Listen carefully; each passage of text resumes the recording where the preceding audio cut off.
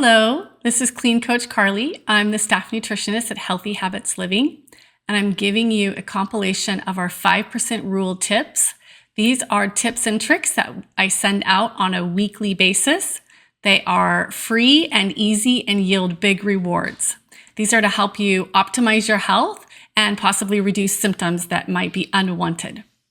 So May is Mental Health Awareness and Screening Month. So what can you do to be aware and screen for mental health? Well, in the United States, psychologists, psychiatrists, therapists, and mental health professionals use a standardized questionnaire called the PHQ-9. It's a series of questions with multiple choice answers, and it can be used to determine your level or severity of depression, or if you're not experiencing depression symptoms at all. You can get this questionnaire for free online. Just Google PHQ-9. The same thing is true of the GAD-7. This is also a medically created and verified and highly used questionnaire that can determine your level of anxiety. So you can get both of these questionnaires for free online to self-assess your level of depression and anxiety. My other tip that goes along with this is that if we all talk about mental health, it will destigmatize these symptoms and make them easier to handle and address. So open your mouth, talk about what you're experiencing, or be a listening ear for someone who's experiencing these things. Use these questionnaires to self-assess or recommend them to someone who is struggling with symptoms.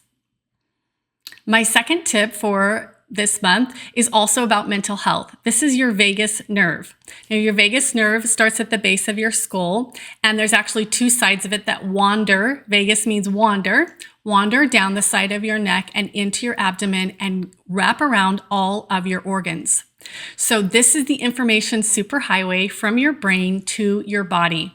So we want to make sure that it is flowing with both hormones, chemical messengers, but also regular blood flow and lymphatic flow surrounding the vagus nerve. So there are easy ways that you can tone or make sure that your vagus nerve is healthy. One is gargling. So 1 to 3 minutes of gargling water or salt water will create vibrations in your neck, which will tone or make more healthy your vagus nerve and the surrounding tissues. The same thing is true about humming. Now, you might already be doing this in your car, which means you're already toning your vagus nerve. Humming will also create vibrations that can strengthen the tone or the affecting tissues in the area of your vagus nerve. The last one is putting an ice pack around your neck where your vagus nerve is, or putting your face in ice water. This one also serves to stimulate stress relieving hormones and to reset your central nervous system. Now, the vagus nerve is a hot topic in social media lately, and so there's tons of different ways that you can tone your vagus nerve. They're all pretty much free and easy and only take 1 to 3 minutes. So tone your vagus nerve to improve your mental health overall and even your mental health in the moment as a stress reliever. My third tip is seasonal eating. Eating within 100 miles, eating food within 100 miles of where it has been grown. Now, it is watermelon season where I live, and I am a big fan of watermelon. It is very high in minerals and electrolytes and water content, so it's very refreshing and satisfying and helps you to stay hydrated.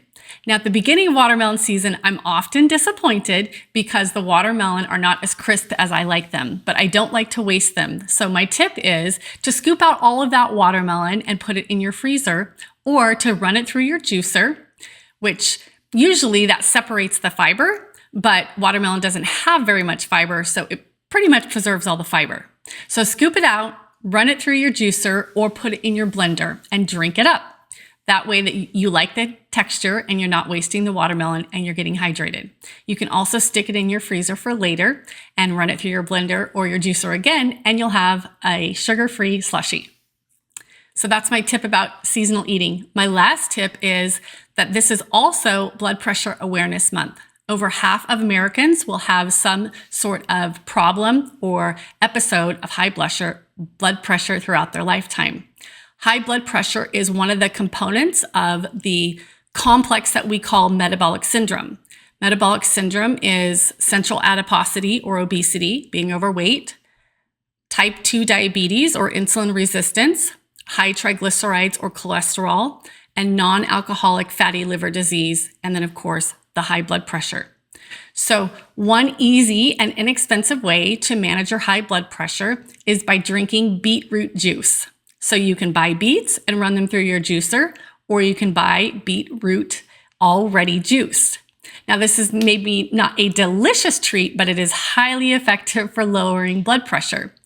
Beets have a plant nutrient in them that raises nitric oxide. So when you raise nitric oxide in your body, you lower your blood pressure. So drinking beetroot juice can lower blood pressure within about 1 to 3 hours. You want to drink half to 1 cup of beetroot juice. You can also take beetroot capsules. They are more expensive and they take around the same amount of time to lower your blood pressure. So remember, nitric oxide goes up from beetroot juice, blood pressure goes down. So these are my 4 tips for the 5% rule. Here at Healthy Habits Living, we're always here to provide you with science-based tips and tricks to reduce your symptoms and improve your optimal health. We are here to help you get healthy so you can stay healthy and be healthy.